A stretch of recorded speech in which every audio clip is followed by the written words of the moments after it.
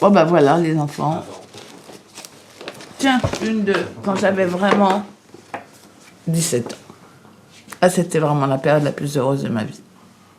Attends, je fais bien le focus là. Ah, la photo. Je m'appelle Valérie Colomba Moudoui.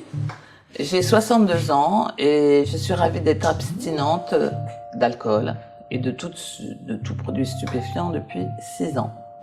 Moi, je suis addict. Je suis pas seulement malade alcoolique, j'ai commencé à 16 ans à fumer de l'herbe. À 17 ans, c'était vraiment léger. Ça a dévié tout d'un coup, en fait, en côtoyant d'autres gens. Mais moi, j'avais envie de vivre.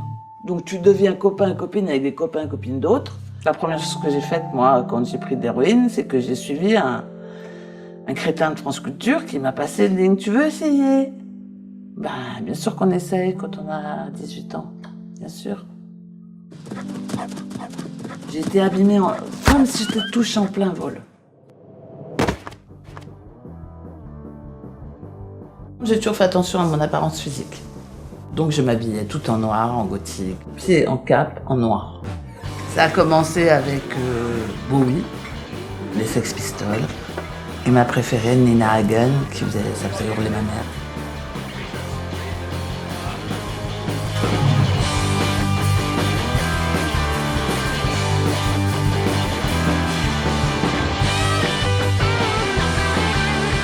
Dans cette boîte, il y avait un escalier d'une grandeur incroyable pour descendre.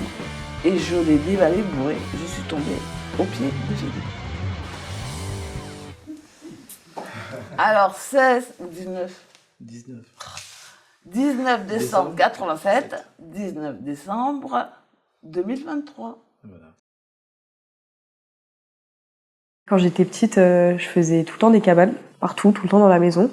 Je m'en rendais pas compte sur le moment. Je pense que c'était pour échapper à ma réalité. La maladie de ma mère qui est l'alcoolisme. Et c'est pourquoi elle est décédée il y a 6 ans. À quel âge à ce moment-là? J'avais 13 ans. Je m'appelle Colline Kahn, j'ai 19 ans. Moi, j'ai toujours dû m'occuper d'elle très jeune.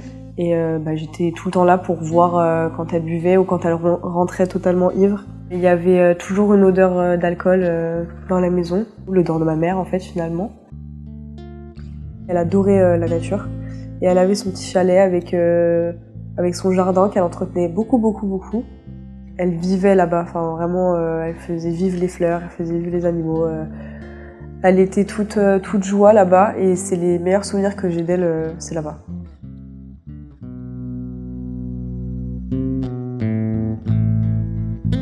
Elle faisait des blagues tout le temps et c'était faire rire les gens quand ils étaient pas bien. Noël que je détestais. Alors avec ma fille, je pense que ça n'a pas trop impacté parce que je commençais à boire en arrivant. Donc ma fille, elle allait faire ses devoirs, ou elle faisait ses devoirs, elle me voyait dans la cuisine, mais elle faisait pas gaffe. Je pense qu'elle a jamais su que je savais qu'elle buvait et qu'elle était malade. Pour elle, personne ne savait qu'elle buvait et qu'elle était alcoolique. Et vers la fin, je pouvais plus sortir avec elle parce que j'avais honte. Et je m'en voulais d'avoir honte de ma maman, mais c'était plus fort que moi, j'avais honte de sortir avec elle. Ça serait nécessaire de les accompagner et de leur montrer qu'ils sont pas seuls, donc du coup en faisant des groupes de parole ou des assos pour s'aider entre eux. L'entourage n'est pas du tout pris en compte dans la maladie, parce que moi on m'a souvent ramené ma maman qui arrivait plus à marcher à la porte, et les gens qui me la ramenaient me demandaient même pas si j'étais toute seule, si ça allait, s'ils voulaient qu'ils appellent quelqu'un. Et juste, ils me déposaient ma maman et claquaient la porte derrière. Et je me retrouvais seule avec ma maman qui arrivait plus à marcher, à parler, et que si je la tenais pas, elle tombait par terre. Enfin, j'étais vraiment petite et toute ma vie, on me l'a ramenée à la porte comme ça, sans se soucier de si ça allait aller pour moi et pour elle, en fait. Donc non, il n'y a pas une personne qui a ramené ma maman qui a eu le bon geste. Pas une seule. Je sais en tout cas que le proprio du bar leur donnait aucune limite et qu'elle pouvait boire autant qu'elle voulait jusqu'à plus pouvoir marcher. Il y avait une épicerie juste en face du bureau. C'était simple, ils me voyaient arriver, ils me donnaient la bouteille. Dans Germinal ou dans les livres de Zola, un alcoolique, c'est une épave, quoi. Pour les gens, c'est ça l'alcool. C'est ça l'alcoolisme. C'est pas une mère au foyer qui arrive plus à vivre, qui arrive plus à s'occuper de ses enfants et qui arrive plus à s'occuper d'elle-même. C'est vraiment un fou dans la rue qui sent l'alcool et qui est repoussant, qui est sale en fait. C'est pas une question de volonté, c'est plus fort que nous. Le produit est plus fort que nous. Et à un moment donné où tu commences à prendre une ligne tout seul, ou à te shooter tout seul, alors là, t'es vraiment dans l'addiction. Parce que tu deviens seul, et tu t'éloignes, et c'est l'enfermement, l'isolement. C'est la fin. Au bout d'un moment, j'ai arrêté l'héroïne. J'ai fait 3 jours de sevrage chez moi. C'était l'enfer. Et ça a été tellement l'enfer qu'au terme des 3 jours, j'ai dit plus jamais.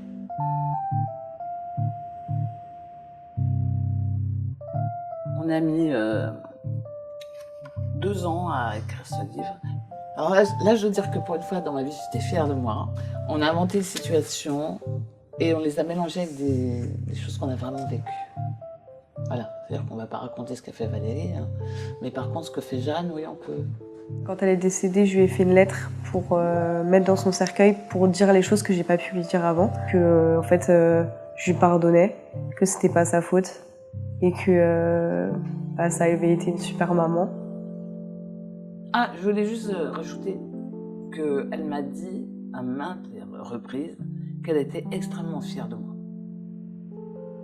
Et ça, j'en suis encore plus fière que ma fille, qui a bientôt 35 ans, soit fière de moi. Parce que maintenant, c'est une femme et je pense qu'elle comprend beaucoup de choses.